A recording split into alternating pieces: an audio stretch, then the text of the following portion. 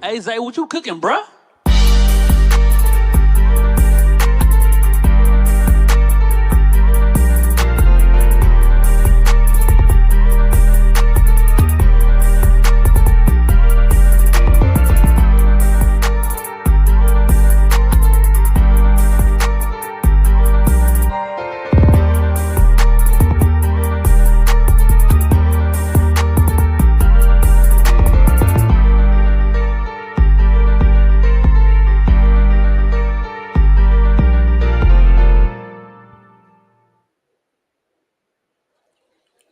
What is up, everybody? Welcome to the Ins and Out D podcast.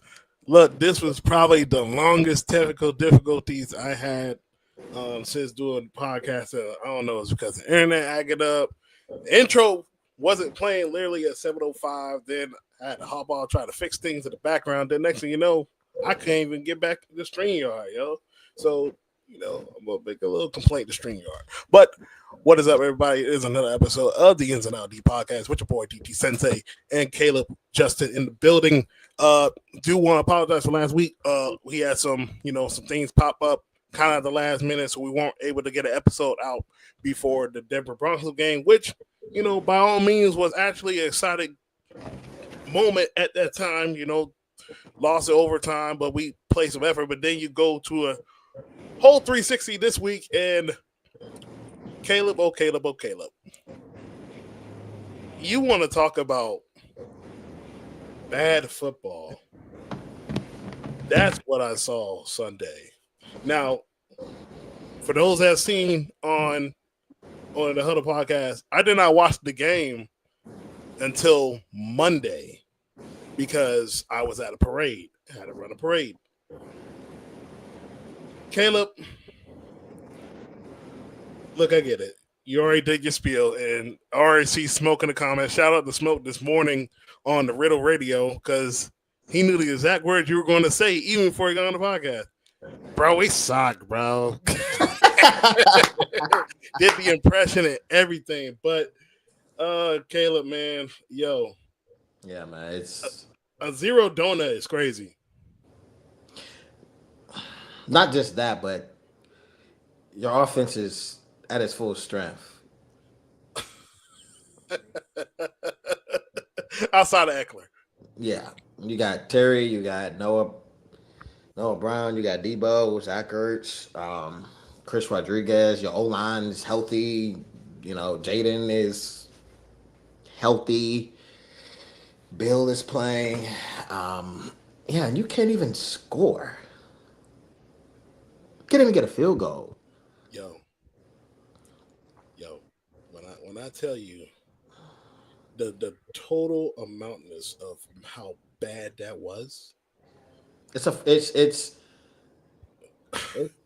bad. It makes you question our coaching staff a little bit. You know what I'm saying? Because then you perform valiantly against the Broncos, and then next week you look like shit.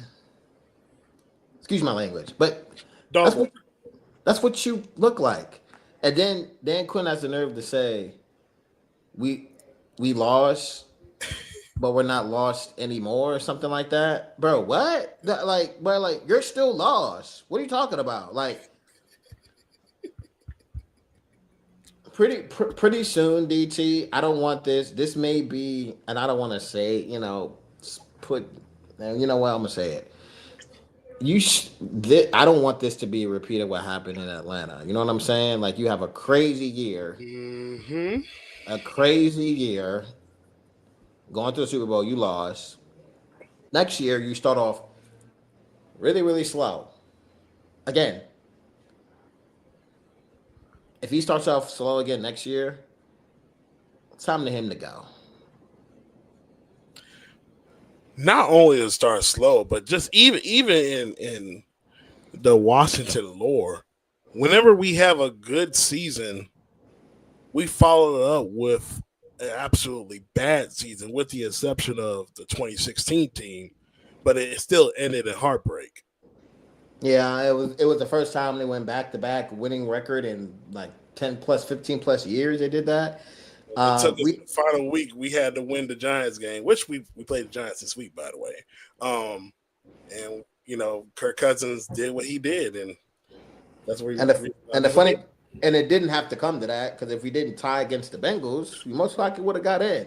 Oh, well, funny parallels. We just had an international game this year, and it went to overtime. Only difference is we lost.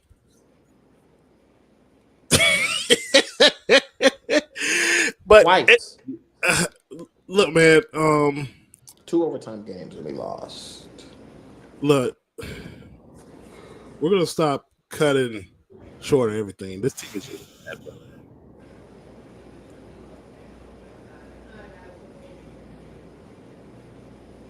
Okay, that's very fair. But this team overall is just bad from a coaching standpoint and total amount of talent standpoint. We are not even debatably least talented roster in the NFC East, our own division. In the conference, absolutely near the bottom. We got outcoached by KLC and Brian Flores. JJ McCarthy, and I will say this once again. You know that feature in Madden when you just play practice mode, and then it says you have your team, then it has offense only. That's what the Vikings selected. It was offense only because there was nothing we could do to stop JJ McCarthy getting a get right game. A guy that has had 6 touchdowns to 10 interceptions. A guy who had near 50% of his passes completed. And this is a get right game. This is as if he was back at Michigan and he played Central Michigan for like one game before conference play. That's basically what it was to them. And the simple fact that we couldn't stop anything, but we should know that though anyway at this point. The defense is what it is. I'm not even shocked about it. And to CeeLo's point, he didn't even take a grain of salt even with some of the improvements he saw when we played Miami and we played Denver. He still sees this bad defense. And yes, it still is a bad defense. And I don't understand why Jordan McGee is not playing more snaps. I don't understand why is it that there are teams that are absolutely garbage just like us, but they put up better effort than us. 31-0 is a fireable offense against a team that's already struggling.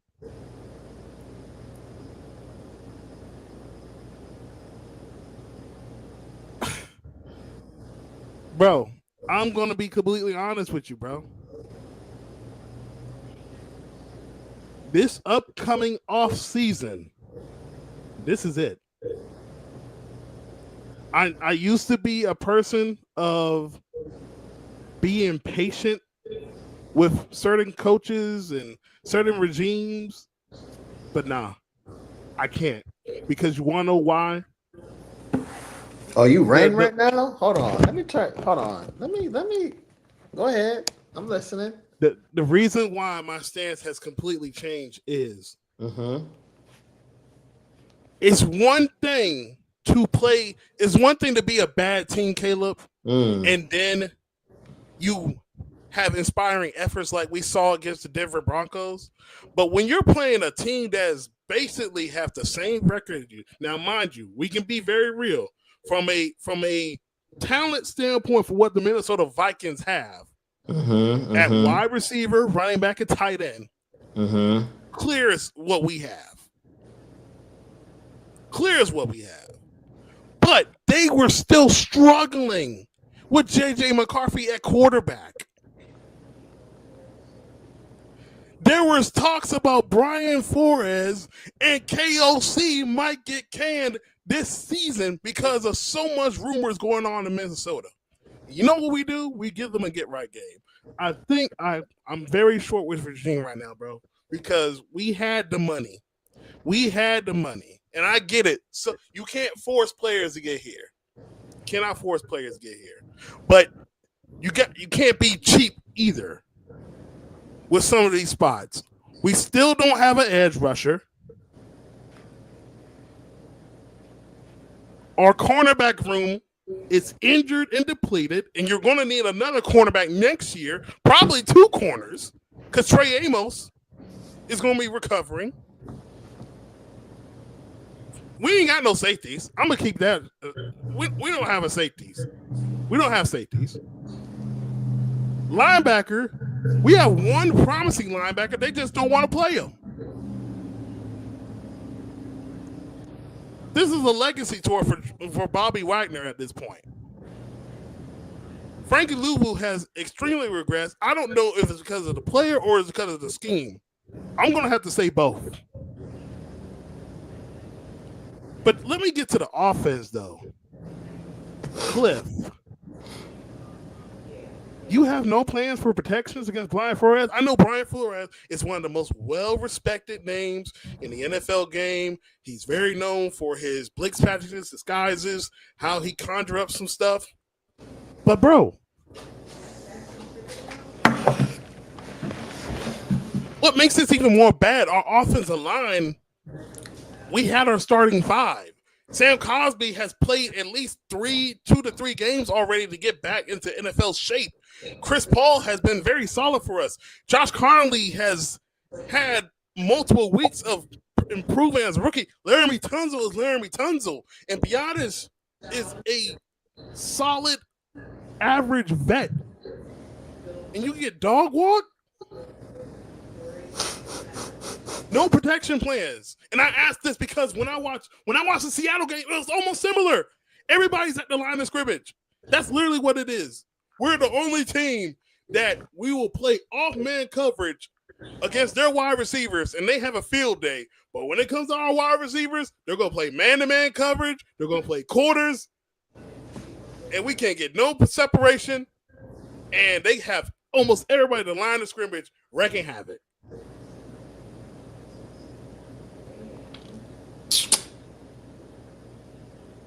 And there's potential, and it's probably more than likely Cliff will come back next year. Probably will. I wanted to touch on that too. I just thought of something in my head. Okay. Why is Cliff coming back?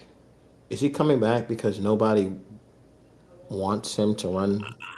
Hey, I mean, look, I've been screaming this for the past couple of weeks. Everybody kept talking about, all these college jobs open. First of all, bro, last time Cliff was in college was way before the NIL transfer portal realignments and all that stuff. And right now, you clearly saw after Selection Sunday, that is a whole mess that even me as an NFL coach don't want to deal with. Amateur NFL stuff with no commissioner, respectfully. Now, when we talk about these NFL jobs, though, I don't know. I mean, the only one I would probably see you might take a chance is maybe the Giants, because I think you can work with Dart. But why work with Dart when you got Jayden? That's the thing, though. Go ahead, spill your piece. I don't think Dart is the type of quarterback Cliff would want. He likes quarterbacks. I'm talking about NFL. He likes quarterbacks like Kyler and Jayden. Quarterbacks that are elite extenders, that can extend plays. Jackson Dart can do that. He can. But not on the level as Jayden or Kyler. They're not top 5 improvisers in the NFL. Jayden is a top 5 pure scrambling quarterback. That's what he is. Kyler Murray, when he was in MVP talks, was a top 3 dual threat QB. Just him scrambling and him getting out in space and making plays with his legs and his arm. That's what Cliff wants. So, is there a quarterback out? Is there a team out there that has a quarterback that can do that? It's not a lot that are open. by the way, teams that are open. And he likes his quarterback to be an extension of the run game. Cliff never had a running back that ran over 800 or 900 rushing yards. Never. I don't think he cares about running back. Play extension. All right, whatever. I didn't even think about that. My fault. Pause. But um, if Cliff leaves, I'm not upset. But I wouldn't be upset either. but I ain't gonna lie. I won't be upset.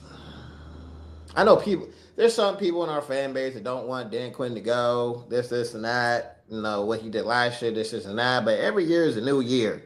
Every year is a new year. The past is the past. Forget about last year. We're here now.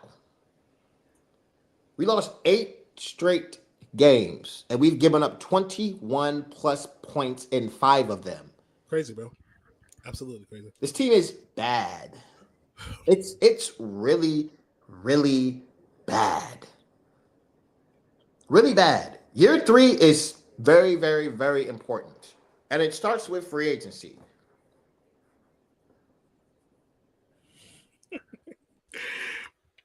Honestly, bro, like, did he even have that type of guy in Arizona? I mean, he did. He did. He just didn't.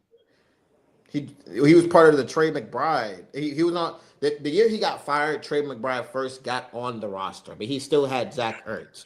Zach Ertz got hurt. Zach Ertz got hurt, right? Zach Ertz got hurt, but Cliff got fired. When Cliff got fired, they immediately started playing Trey McBride. Now, I will say this coaching staff does have favorites. Cliff has favorites. Ertz. Yep. And Eckler. And unfortunately, it took Austin Eckler to get hurt just for us to see what Bill could be. Or just to see him play. Just to see him play. It took a player to get hurt for that to happen. So, Ertz is hurt. He's done. He's probably going to retire at the end of the year. They need to find out what Ben Sinnott is going to be. They need to put him in the same position as Zach Ertz. We don't know we don't know what this guy can, like. The sample size is too small. It's too small. He only has 3 catches this year. I agree. I mean, he should play. He's not. We'd rather him in the second round. And he's not playing. So it's 2 things.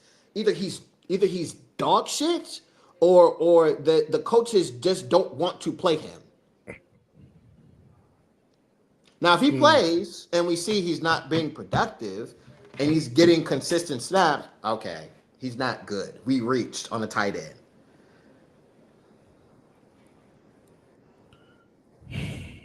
Wait, hold on. We're not coming. I'll go back. It's just so when you said Trey McBride, one.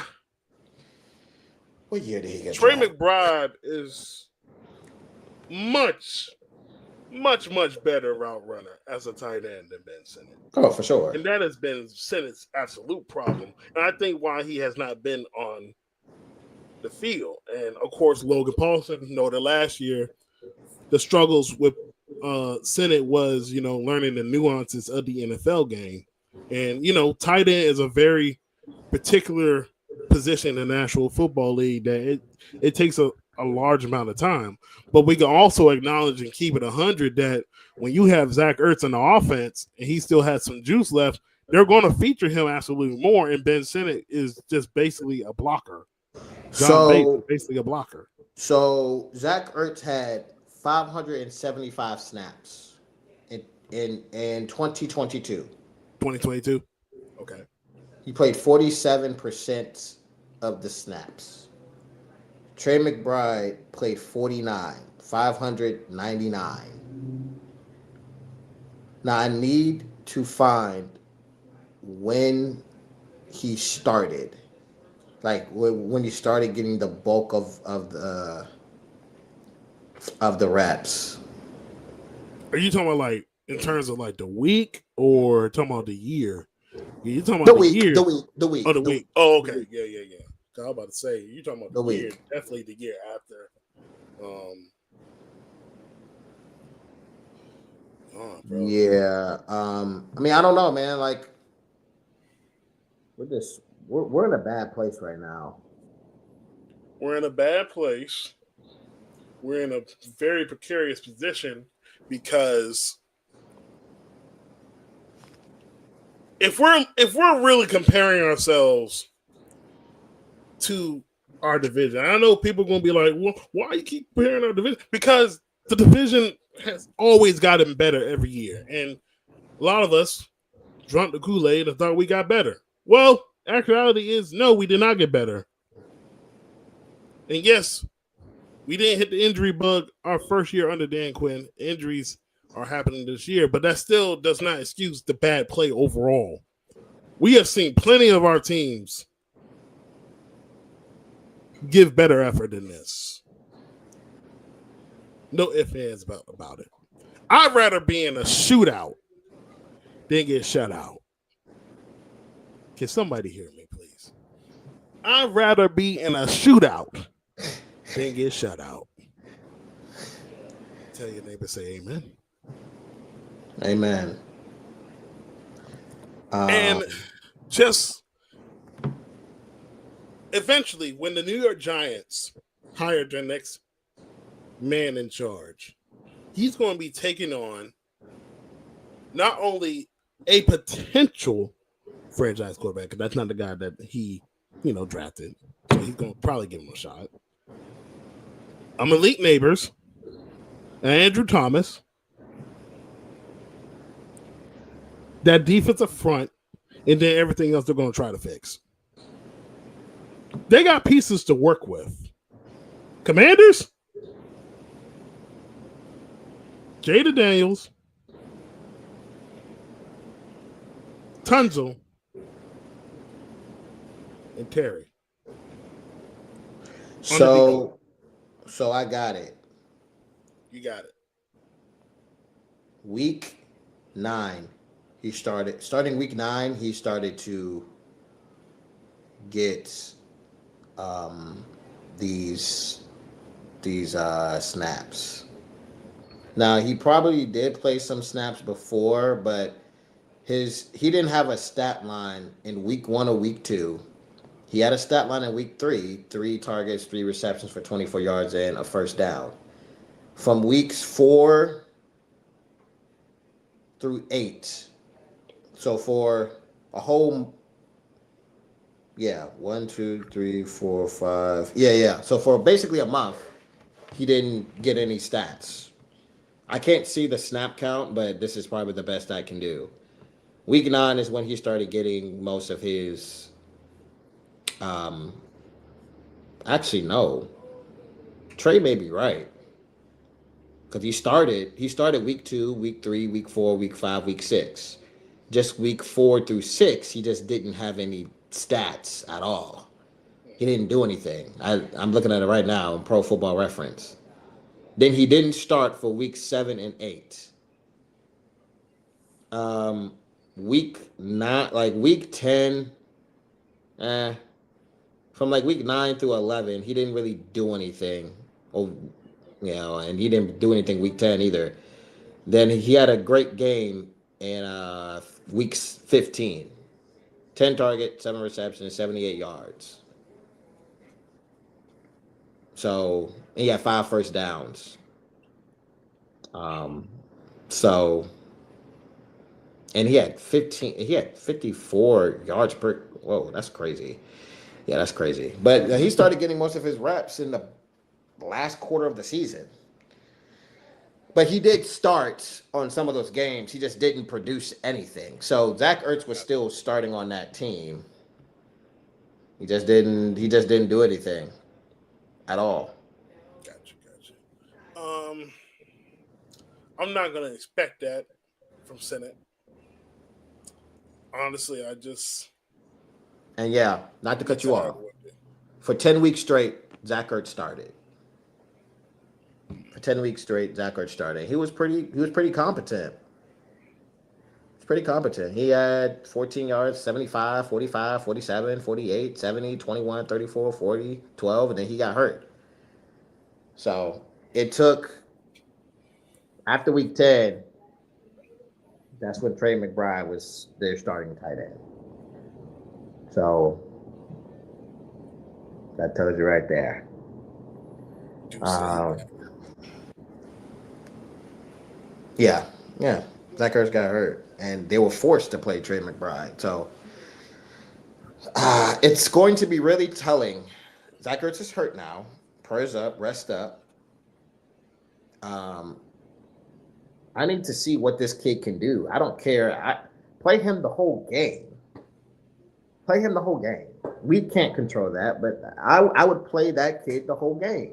He's a second round pick. You need to see what you have in him so you can go into next season and say, okay, we need to get an Isaiah Likely or a Cal Pitts, one of those two guys. Yeah, now I ain't gonna lie, DT. If they give Yankoff more snaps than Ben, that's gonna be really really nasty. But I'm praying that doesn't happen. But you got to see what the kid got, man. Oh. Because Hey, right now on offensive line, I'm good. I'm straight. I'm straight. My offensive line is fine. mhm, You address that. You need skilled players now. You need explosive players, wide receiver, tight end. I'd add a running back to the room, mhm. but a speed back. I mentioned this earlier this morning. If you can get a Devon, if you can get deep in your bag and get a Devon A chain somewhere somehow, add him to the roster, or like a Keaton Mitchell type of player. Another back that's explosive and he has a lot of speed, a lot of speed. And on defense, you need everything, every single position. Edge, Yes, we do. linebacker, safety, corner. Depending on what you do with Deron Payne, a D tackle could be a need too. Because Javon Kinlaw ain't going to play like this forever. He's 27. This is his prime years. These are his prime years currently. 27, 28, 29. No, no, no, no. I'm not drafting Jeremiah Love first round. Um, but we need everything on defense. And if you don't trust this coaching staff, then yeah, No, we need an edge rusher. We need linebacker. We need another corner, and we probably need a safety. So that's like what? That's four of the key spots.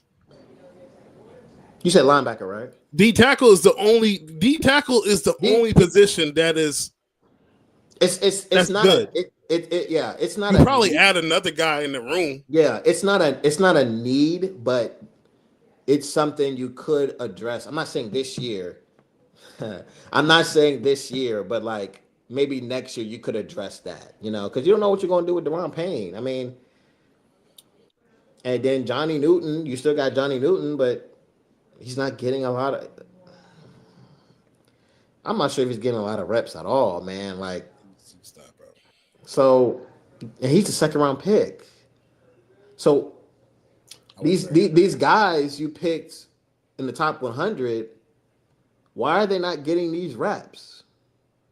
Are they not developing, or did we just not pick the right players? So you have to find a way how to address some of these situations. And like I said, that boy AP got to spend money in free agency. We all know this. You got to spend.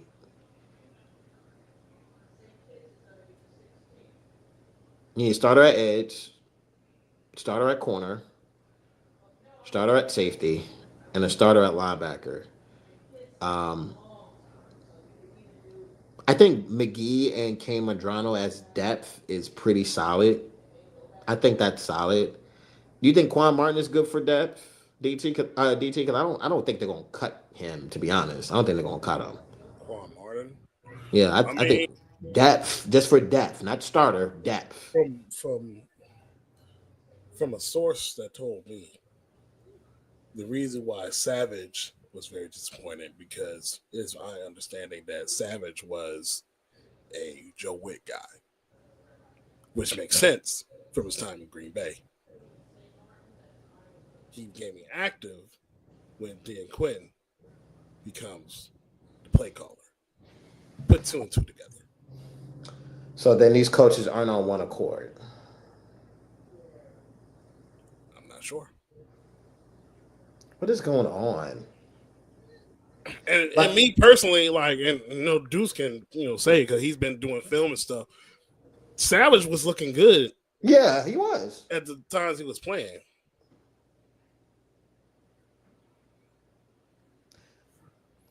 When you start listing off these issues and you try to come up with a solution, it's like there's another problem.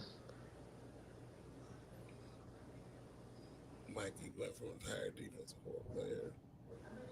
The entire defense is awful, Yeah, but the four key spots is literally the defense. yeah. You need an edge rusher, you need linebackers, you need corners, and you need safeties. Do we have a number one corner on this team? Like a true CB1. And I don't even have to list guys Do that we are need a CB1? as priority. No, it's edge, but I don't think we need a CB1. It'll be nice to have a CB1 you don't. Why you say that? I'm just curious why you say that. because as history's shown, as long as you're able to rush the passer Uh-huh. and disrupt and create Uh-huh. pressures Uh-huh. and stuff, that helps the defense. That helps the corners. It We does. can't rush the passer. It does. Now, are these corners playing their assignments at the same time? Do you trust Mikey not to blow coverages when we do get pressure? Because, to be honest, DT, pretty sure we've said this before, but pressure sometimes doesn't matter when you go up against guys like Lamar or Josh Allen, Mahomes. Like, they get pressured and sometimes they still make a play. How often are we going to play those guys though? Because even Not, when we don't play not a those lot. guys, Not even a when we lot. don't play them guys, we're still getting cooked. Yeah, but wait, we have to build this team first to win our division. So you got guys like Hurts and you got guys like Dak Prescott. And we don't know what Jackson Dart's going to be, but Jackson Dart's a guy that can get out the pocket and make something shake. Jalen Hurts can get out the pocket and make something shake. But we're playing. Two teams have competent offenses in our division. So, so you, One team has a competent offense. I don't know what's going on. oh well. You're right. You're right. But Eagles got great players, so I don't know. But still though, like you can get pressure on the quarterback, and the corner can blow a coverage assignment, and the quarterback can still get the ball there. Like we need guys that can rally and tackle. Because if you looked at some of that game, DT, JJ McCarthy, like we were there, but they just couldn't rally and tackle him. Man, we weren't there at all, bro. It was offense only. He I mean, just I saw some plays, some clips that I looked at in all 22 where we could have sacked him. Got no edge, but you said we don't need a CB1, so I mean a CB1. I think to Deuce is what he asked. What's a CB1? Like I don't even have to list like an elite top three guy. Like a JC Horn's a CB1, a guy that you can put on the number one receiver, and you're confident he can hang with him. You can say Sauce Gardner's a CB1. You can say I know Chiefs fans don't like Trent McDuffie, but to me Trent McDuffie is he's a really good corner. Um, Quinyon's a CB1. I mean, he doesn't travel, but plays his role and he does his job. He has other players around him that can help him too. Mhm. Um, the Giants don't damn sure don't have no CB1. They just got a complementary of guys, and that's what it is. But first, you need to start in the trenches. So you need to fix that. But to your point, Deuce, about do we need all 11 on defense? I think to DT's point, where there's four key spots, and if I'm not mistaken, one of those spots are very expensive in the NFL, and that's the edge rusher, of course. I guess on defense, CB would be the second most expensive position, and you need to draft an edge. And if you feel like there's a corner there that can play sticky and man and cover these guys, then you pick them up too. We just need talent across the board. Because I don't think Mikey can play in the slot. I don't think he can play in the slot. Clearly, outside corner, he's at his best. So, but like I said before, you surround those Trey Amos and a Mikey, and I guess you can draft a nickel or keep Noah. You surround them with guys that are blue chip players. Their their floor can raise too. So So, question for you, and you just said that. Do you think? No, not think. Do you believe if they're getting another defensive coordinator, right? Outside hire defensive coordinator, that they will go back and look at the film and see that Mike Sanderstill is more competent on the outside than the inside. Do you see him as a starter for the 2026 season outside corner? I do, I do. But it also depends on who's your defensive coach. Maybe your defensive coach doesn't like short corners on the outside. You got to look at that. You got to think about that too. Does Mikey fit the scheme of what the next defensive coordinator is going to run? If we're going to be a man team, maybe that coach doesn't like Mikey in man coverage. If we're going to be zone heavy, he can run that.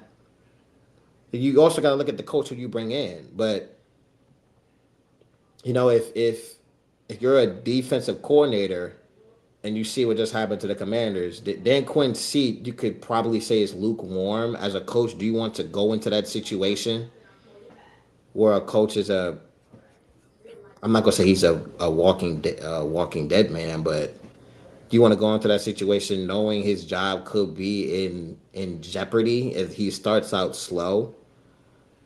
That's another thing we got to ask ourselves too. Like I think Mikey is a solid NFL player. He's not a terrible NFL player. But the next coach you bring in, does Mikey fit that mold of what he wants? He may want a corner that's 6'2" or 6 foot, and has a certain size, has a certain arm length, has a certain type of speed. Does the next defensive coordinator require his corners to tackle in open space? These are questions we have to ask ourselves, whoever we hire. And whoever we hire, it could be somebody that runs the same stuff Dan Quinn likes to run. Could be that too. We got to think about that. Dan Quinn could hire a guy that said, yeah, he knows my scheme. I'm going to bring him in. Or will he go against the grain and get a guy that say, hey, I trust you completely with what you're about to do. You're a veteran defensive coordinator. Your history shows that you've called great defenses and it's very productive. And just let him take the reins.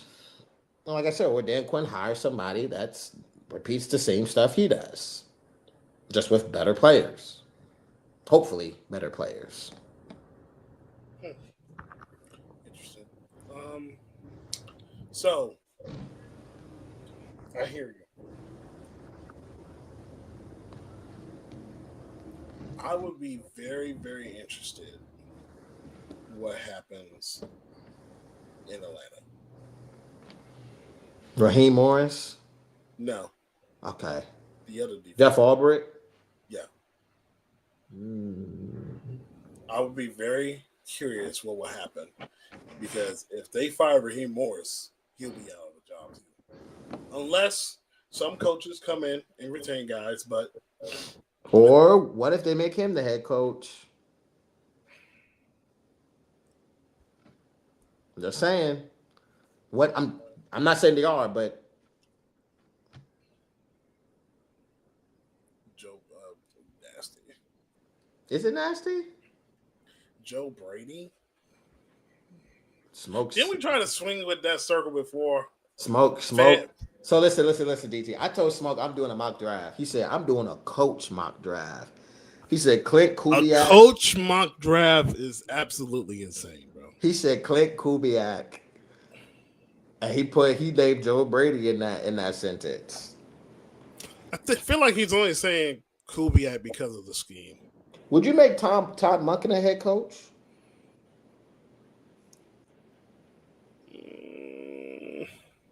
No. I wouldn't be. That's I wouldn't interesting. be mad at it, but I would like to run a similar offense to Tom Monken.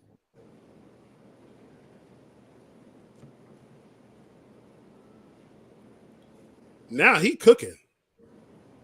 Now that right there, that's cooking right there. That's home cooked food. Just admit it. He a young coach too, by the way. Mm-hmm. Defensive minded coach, elite defense. Same tree from Mike McDonald and Jim Harbaugh and them guys. And you know what's crazy? Jesse Minter for the Chargers, right? He has one. He probably has one blue chip player. That's Derwin. Yeah. I mean, Khalil Mack is still good, but I don't. He's not the same Khalil Mack, but he's still productive. Other than that, they got solid guys, pretty good guys, and they find a way how to get stops.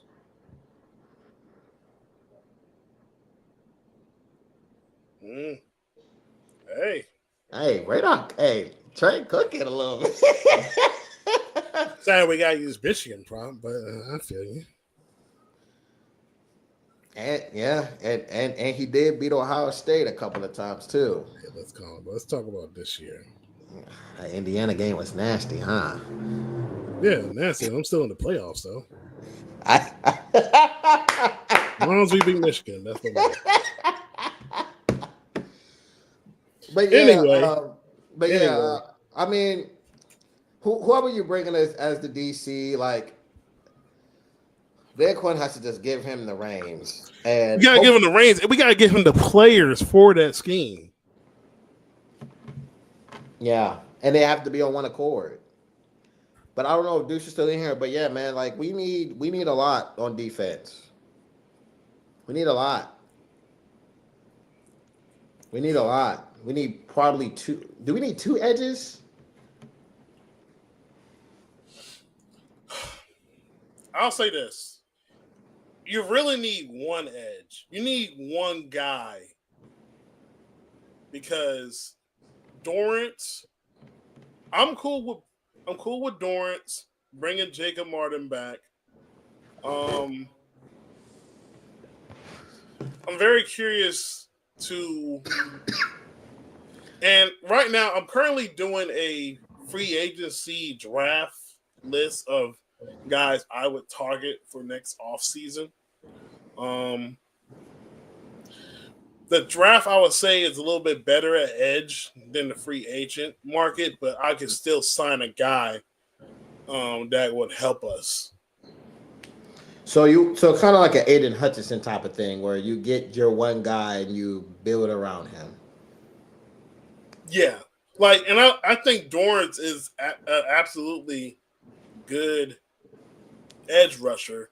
It just health has not been his best friend the last 2 years. But when he's on the field and healthy, he's good. He can play. Jacob Martin has shown something this year. I would sign him back for a 1-year deal. The Von Miller video came out. I'm not sure how I feel about that. I mean, clearly you can see he loves the team, but I don't know, man. I mean, he's going to be a vet minimum. I won't be upset if we let him go. Don't matter to me. T. Martin. So see. I'm also very curious about how you feel about David Blau. I don't know. I don't got too You much. don't know? Head coach. No, not head coach. I'm talking about like potential OC. Because I Oh, mean, like, you know, eventually, if Cliff's coming back anyway, but I don't even know why we're talking about that. But I know a lot of people want a different offense, and I can be on that same mountainside. But just what if Blau would probably run somewhat of the same system, but have different things he would do from Cliff, like actually have a protection plan, run the football more, have ways to protect Jayden from himself. Because another thing too, and I understand the whole people about Brian Johnson. Brian Johnson did call plays for Philly, and it they didn't were, end well. But Jalen Hurts had his best passing year under Brian Johnson. and they were 12th in scoring, by the way. They were 12th in scoring. So you got two potential guys already on your roster. One that's actually called plays, and one that's going to be the full-time quarterback coach this year, with some considerations of maybe he might be one of those guys next up in the line of coaching. So, if you're gonna do this right here, Smoke, you need to fire Dan Quinn this year. You need to. You need to fire him after the year. Coach Monk is so nasty, bro. We Yo, really no, got. but I'm serious. Like, if you want mentor as your head coach, you have to fire Dan Quinn this year. Because I don't think if you keep Dan Quinn this year, I mean, you think Mitchell will get a job this year? Who mentor? Yeah, It depends on what's out there. Like, I agree. I I mean, on social media, they don't name him as a hot commodity as a next head coach. I don't see it, at least. I could be wrong, but I don't see it when I look on social media and stuff like that. mm-hmm. But Dan Quinn starts off slow next year, and next year you fire him. Um, Jesse Mentor could be available. Could be available. Bring in a young defensive mind. We have our own Mike McDonald.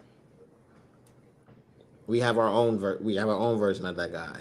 And then you add players around him. You get him some maybe two blue chip players on defense and some complimentary guys around it. Great scheme, great coaching. He's gonna build his staff the way he wants it. He's gonna run his ish the way he wanted. And you get a competent OC. You want to be balanced, run the ball with Jayden, running back, receiver, solid tight end. You got a solid O line.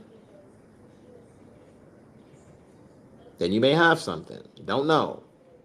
It's all a pipe dream, but they gotta do something, man. The off season is very very critical because the fan base are going to. Some people already want Dan Quinn fired. There's some people that do. So, like I said before, you don't want this to be Atlanta years ago. Well, You think it's trending that way, or to be honest? I don't think it's. I'm gonna say this. It's not trending in that way because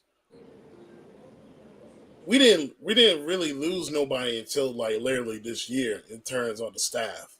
Everybody came back. Mm-hmm. You have the same offensive coordinator. You had the same defensive coordinator. But the changes has been the defensive coordinator that you brought over, he's not the play caller no more. The head coach took over. And the quarterback coach left mid-season to take a job at Stanford at his alma mater. So it's not necessarily the same, but the biggest problem I have is we had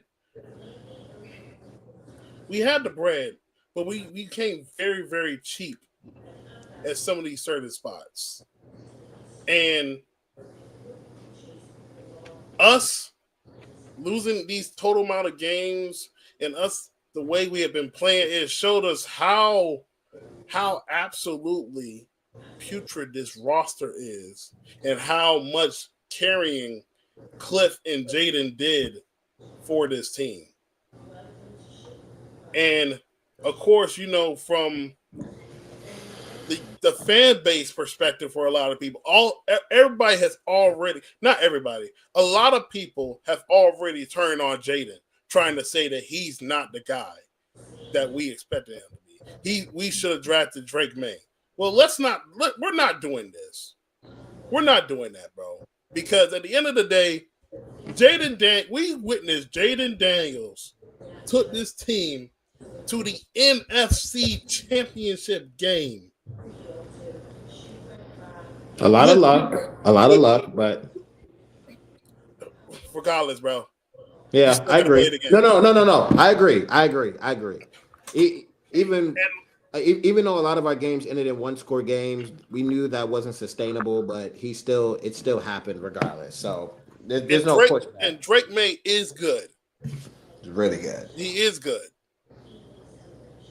But you know what also helps? When you have a team that spends that bread and they get key pieces around the quarterback. Did we get some key pieces? Debo, Tunzel. They got Connerly in the first round. Your offensive line is set for the next couple of years, especially when you pay the bag for Tunzel and you bring back Chris Paul on a deal, team friendly deal. Your O line is set. You gotta get playmakers around your quarterback. You gotta get playmakers. I mean, what are we doing here? I mean, I would love for Jayden Daniels to have Odunze and Moore and all these other guys, and they actually are able to catch the ball instead of waiting for the football to fall 10 feet under for Caleb Williams. Like, I would love that. I would love for Jayden Daniels to have a B. John Robinson, literally a top 3 back in the NFL right now.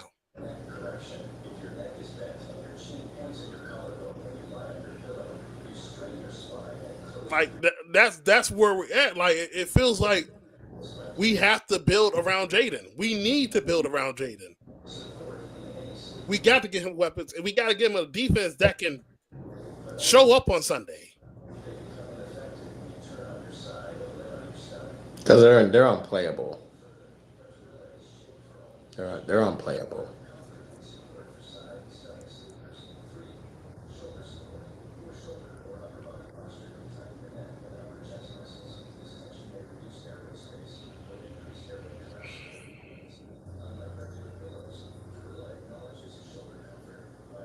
I You don't know know. what's I don't know how to you respond to that. you know what's funny about that?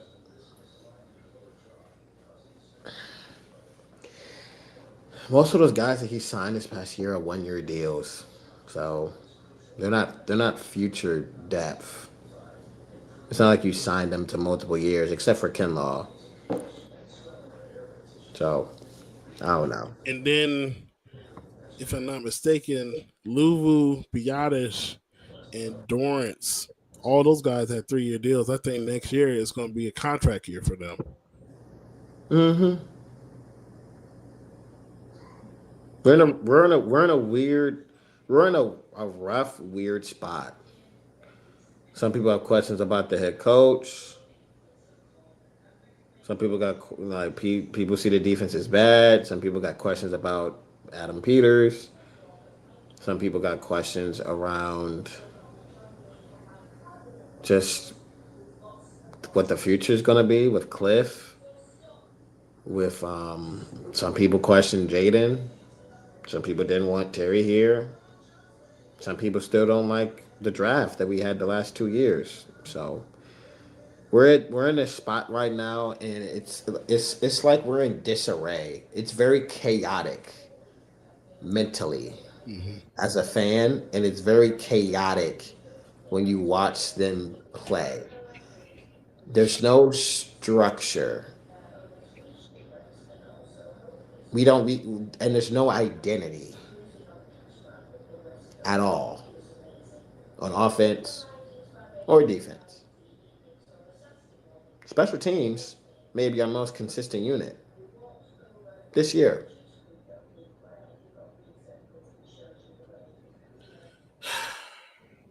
Words I don't want to hear. Look, man, we about to. Oh, hold on. Someone comment. If it pulls up.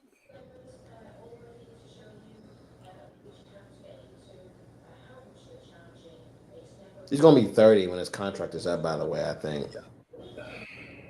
And I wouldn't bring him back unless he's a rotational piece. Oh, man. Look, I think I had enough tonight. I think I had enough tonight, bro. I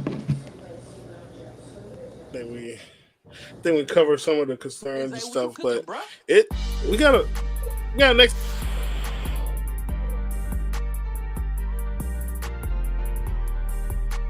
Play the Cowboys on Christmas. Play Philly twice. Oh my God! Just lose. Look, that's all we got for y'all tonight, man. Any final words before we dip, bro? We suck. Of course, you're gonna say that. That's it. That's all your final words. No, I mean, lose. Just lose the rest of your games. Try to get as high as pick as you can. Pray back. We're going to be talking about tonight later. We're going to get into that. We're going to get into that. We'll do some more film work. I'm buying stuff. What else can we talk about? We'll talk about something there.